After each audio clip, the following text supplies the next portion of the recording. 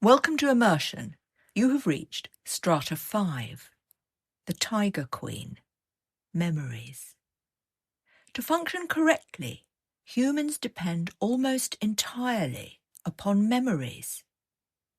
Memory is an integral part of human cognition. It allows individuals to recall and draw upon past events to frame their understanding of the present. Memory also gives individuals a paradigm through which they can make sense of the future. Memories are tried and tested experiences where deep knowledge and understanding are fostered. The future becomes less of an unknown, with an arsenal of information based on what we remember. Memory can also be evolutionary, cultural, and non-specific, based on a collective experience of tragedy, persecution, or success. A machine that remembers too little will not be able to do anything that requires connecting past experiences to new ones. Many droids are prone to catastrophic forgetting, as well as overlearning, either one leading to gross malfunction. Humans are able to pick and choose their memories for a better life. Even false memories have proven to be advantageous for human emotional balance. Renaik attempted a face recog on the woman, but the makeup or tattoo caused a data malfunction. Flex, the one with probable knowledge about trusting her, had disappeared amongst the crowd.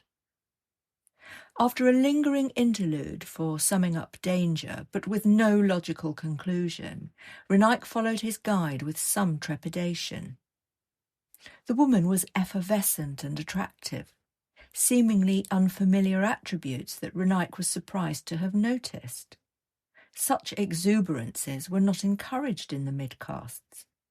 But Renaik was inexplicably drawn to her zeal and fervour as she moved throughout the streets like a tiger queen. Market traders were selling an array of live animals, electronic devices, even workers by the hour for a range of uses from labouring, singing, and even sexual services. Renaik was feeling confused at the evidence before him. Things did not seem logical to his organised brain. The noise, the intensity, a million unrelated instances of life weaving through time and space. These were chaotic waveforms travelling horseback on a loud wind. It was making him giddy. "What's with the frown, mister?" The woman seemed empathetic. "I don't know, something familiar maybe, here, this street. I would know if you had graced our streets before, my friend." The woman was staring intently into Renaik's eyes, making him feel self-conscious. "You've got stranger written all over that face, let me tell you." The woman greeted traders and passers-by. She was well known here, although Pos was not able to ascertain much data.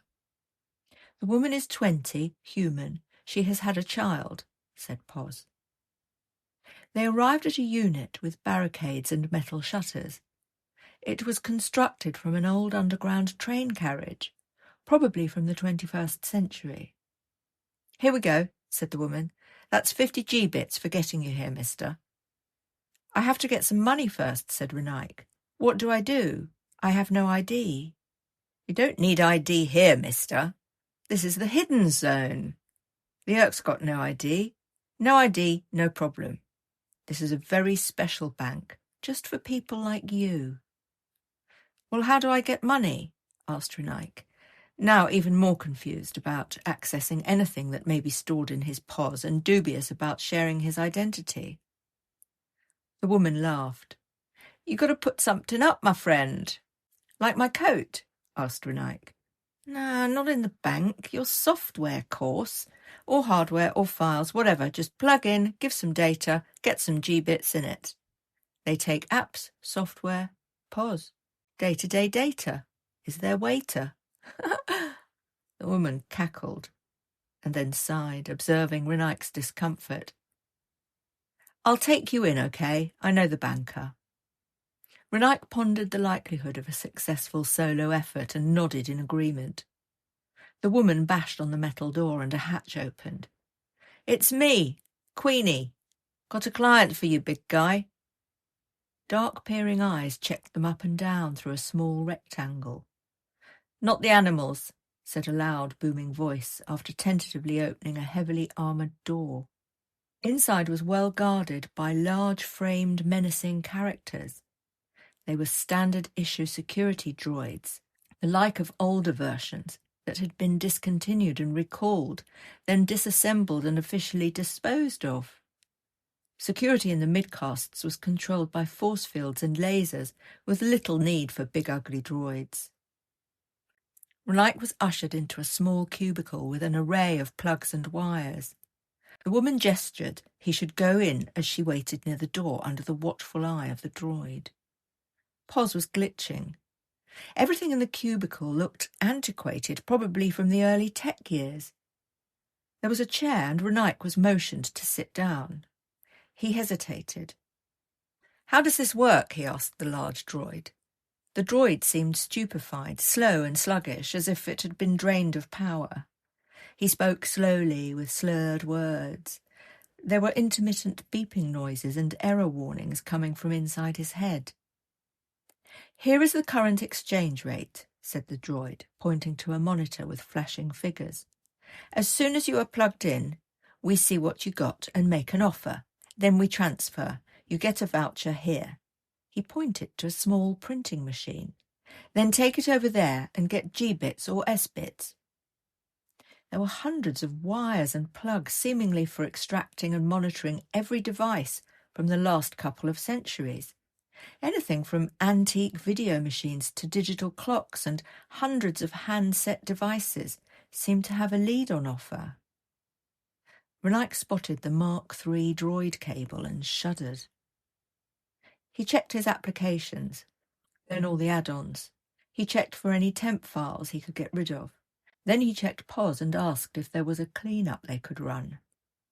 "System is currently set to factory install. Removing program files or data could be detrimental to smooth function. This action is not supported." More searching. Then, finally, "One file found, unknown origin, possible memory file from last OS.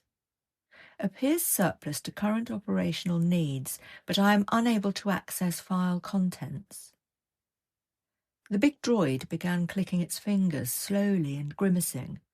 His equally thug-like colleague approached and joined in. The woman, looking restless by the door, ushered Renaik to hurry up. "Can we operate without it?" Renaik asked Pos. "There is a possibility, according to my calculations, of serious malfunction." The droids moved closer, and the clicking intensified.